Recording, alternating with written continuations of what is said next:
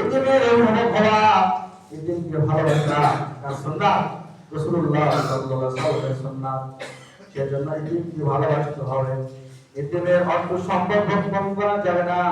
এতিমকে ভালোবেসে তার অর্থ সম্পদকে হেফাজত করতে হবে।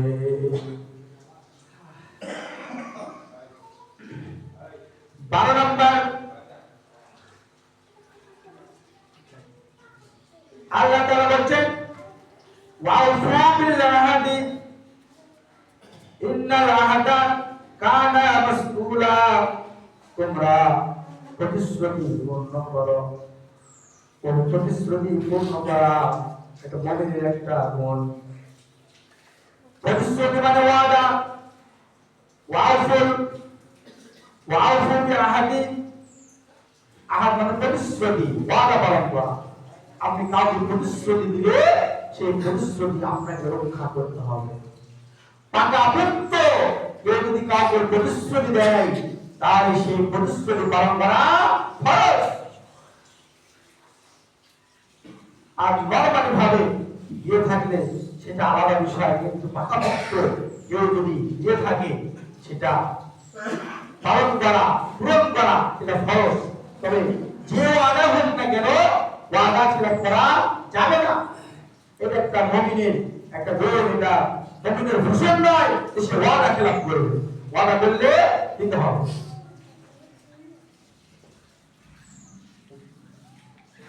এরপরে আল্লাহ তাআলা বলেন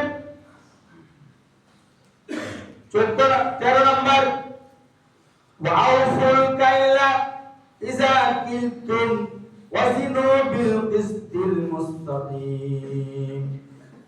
আল্লাহ তাআলা বলেন মেপে দেওয়ার সময় সঠিক পরিমাপে তোমরা মেপে দেবে, এবং যখন তুমি নিবে অন্যের কাছ থেকে নিবে তখন তুমি সঠিক পরিমাণে মেপে দেবে।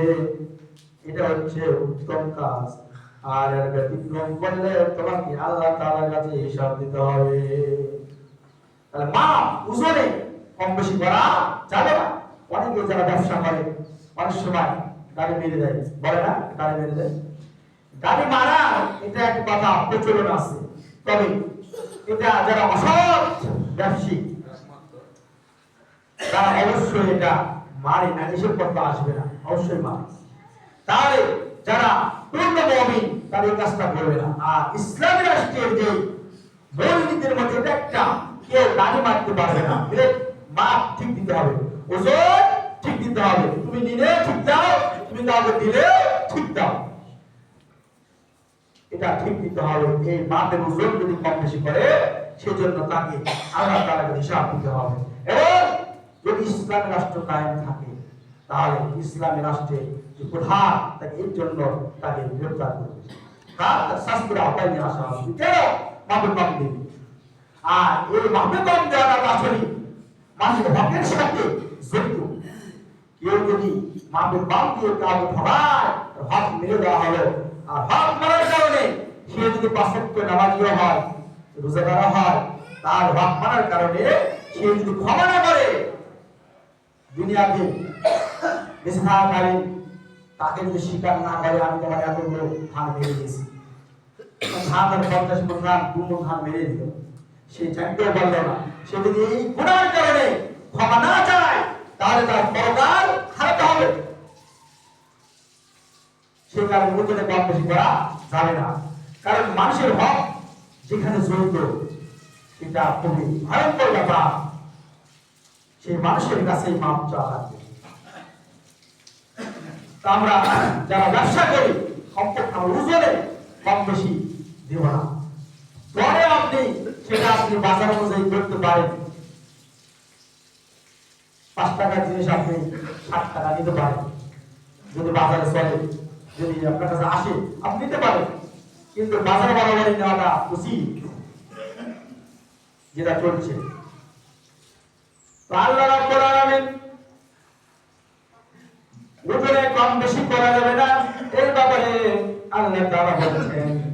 আর 14 নম্বর কি মূলনীতি আছে সেটা হলো আল্লাহ তাআলা বলেছেন ওয়ালা তামশি ফিল আরদি মারহা, ওয়ালা তামশি ফিল আরদি মারহা, তুমি জমিনে দম্ভ ভরে চলাফেরা করো না, অহংকার করে চলাফেরা করো না। ইন্নাকা লান তাখরিকাল আরদা, নিশ্চয় তুমি এই জমিনকে ছিঁড়ে ফেলতে পারবে না। ওয়ালান তাবলুগাল জিবালা তুলা, আর তুমি পাহাড়ের উঁচুই উঠতে পারবে না। তাহলে তুমি কেন জমিন অহংকার করে চলবা? বলছে আল্লাহ তাআলা, ওয়ালা তামশি ফিল আরদি মারহা, জমিনে দম্ভ ভরে অহংকার করে তুমি চলাফেরা করো না, কারণ তুমি জমিনের ভিতরে তুমি যেতে পারবে না, উপরে উঠতে পারবে না। কিসের তোমার অহংকার? তাহলে ইসলামী রাষ্ট্রে যে 14টি মূলনীতি মিরাজের শিক্ষা 14টি এই আয়াতগুলোর মধ্যে বলা হয়েছে। তা আমি গতকাল আলোচনা করেছিলাম।